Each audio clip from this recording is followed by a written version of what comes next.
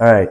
So we're about to jump into episode 12, and Roger's been filling us in on his experience with the church in Green Bay and all the work he did in getting that established. And I don't think we got through all of it. So, Roger, if you want to continue down that path. Okay, I always said that this was the providence of God. The reason that Cal Dutch sold out the Larson Company is because God wanted a church built in Green Bay, and as a side issue, I ought to have employment at the Larson Company.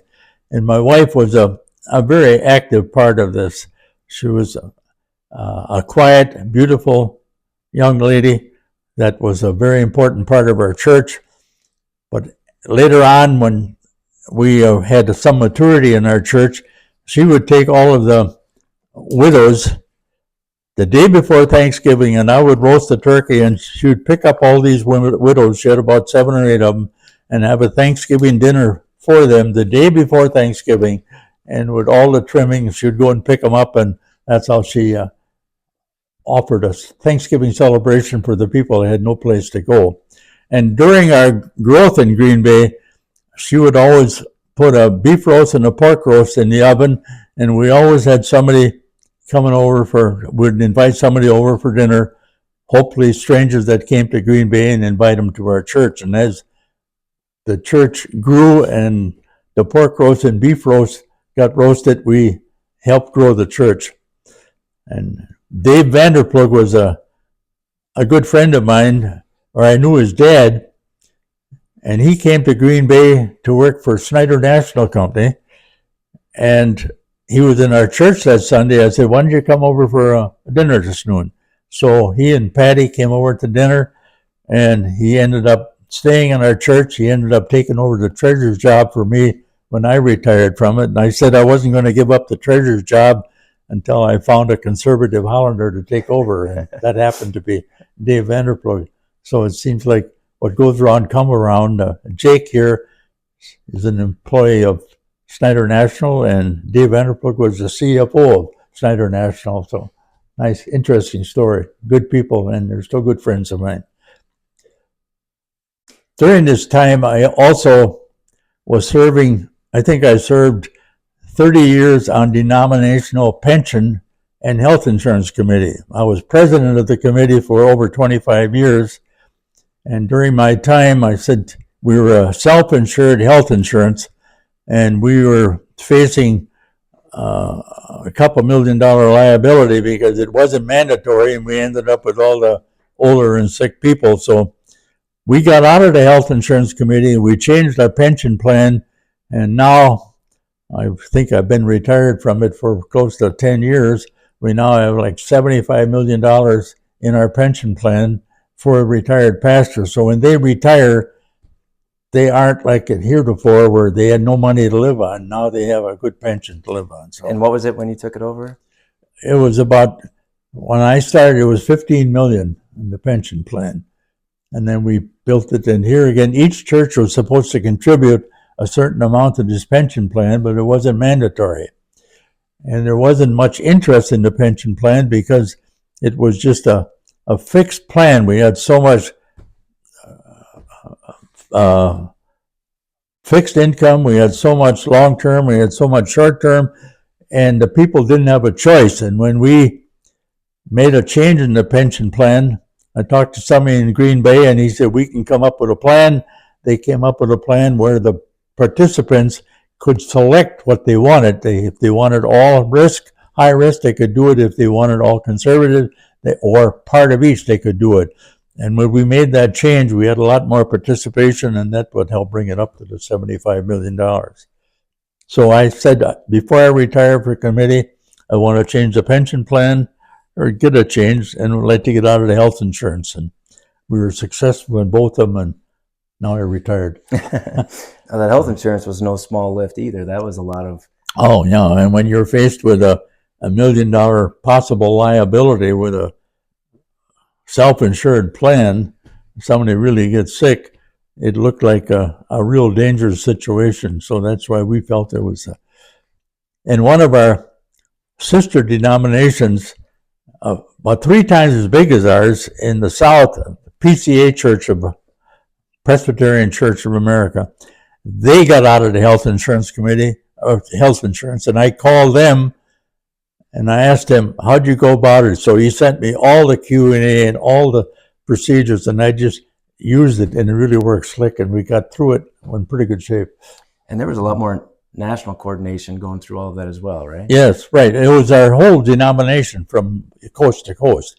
We're a small denomination. We only have about 30 or 35,000 members totally, so it's not a big deal. And we were taking risk, and when you say we're going to do something, you think, how much of a risk is this going to be to the denomination or to me? So during this period of time, every year the General Assembly was held where the church hierarchy would make decisions about home missions, foreign missions, Christian education, and any other problems that were before the church. And these meetings were held in various parts of the country, be Seattle, California, Pittsburgh, Atlanta, and I would go to all those meetings and give a report. And I started out with lead acid, and then I graduated into PowerPoint, and I thought it was a pretty well organized deal. I had it all set up. I went over the pension deal, I went over the health insurance deal, and that's and I also went before the General Assemblies and sold them on the changes that we were going to make in the pension plan, and they had a vote on it, and that became a very ticklish situation, but we were successful in getting it passed, and now everybody seems to be quite satisfied with those changes that we made. And each church had to come up with their own health insurance for their pastor. Some of them went with Badger Care in Wisconsin, and some of them formed a small group formed their own group, but at least the denomination didn't have the obligation that we had when I was involved, when we had a possibility of a couple $1 million expense that we didn't have money for. But the Lord blessed us and took care of us, and we got through it. And now our $2 million addition that we built 10 years ago is all paid for. So did the church and that $40,000 loan you mentioned last time, did that church ever come to fruition? I don't know, but we paid off our $40,000 before they came asking for it. Huh? Yeah, right. But that was amazing. And then, of course, for the Oostburg congregation to co-sign a note at the bank, that was, they all participated and they all helped us. So Roger, you had shared a story the other day about the pews in the church. Oh, the pews in the church, yes. We had folding chairs, and I don't like metal folding chairs. It makes a lot of noise and so forth. I said, we should have pews. I said, I'll buy the pews. And one of the fellows on our trustees, I said, you take care of the ordering it from Pagoda time clock or grandfather clock business in Kewanee. They made church pews. And we picked the design, and we bought 10 pews. I don't know, I think it was $10,000 or whatever. And I said to my friend, you take care of the details. So he called me up on a Friday afternoon. He said, the pews came in and they're all in pieces. They said I could get $700 off if we would buy them disassembled. What are we going to do? I said, have 2 people show up with me on Friday night. We'll have all those pews put together on Sunday morning. So we put the pews together. Never forget the center standard was 4 inches longer because they took care of uneven floors. What you do is cut off the center standard to make sure it fit the outside standards. And what I did is put a 2x4 under each end, and I straight edged across the middle one and took my skill saw, and with trepidation I saw this beautiful oak 4 inches off, and then we set it in place. So we got our pew set up. We're still using the same pews in the present church now.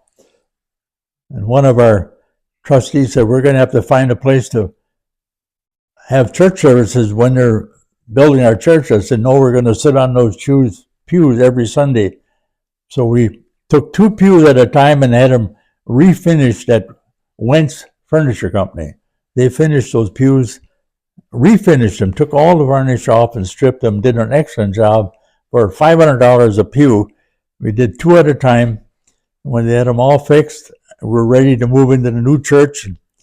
I drilled 88 holes in the concrete floor, and there were different patterns because we bought the pews at 2 different times. So some were 11 inches apart, some were 10 inches apart, and I had them all coated so that this pew would be in the front and so on and so forth. I drilled all the holes, and I told the carpet people to put a 16 penny nail in one hole. I would find the rest of them. So they laid the carpet, and then I drilled the holes in the concrete, put an Ackerman type bolt that drove into the floor. When you tighten it, it tightened up. And I drilled it all the way through the concrete so that if we ever wanted to change the configuration, we could drive that Ackerman right down into the sand. So we didn't miss any Sundays. We sat on pews every Sundays, and I felt that was an accomplishment.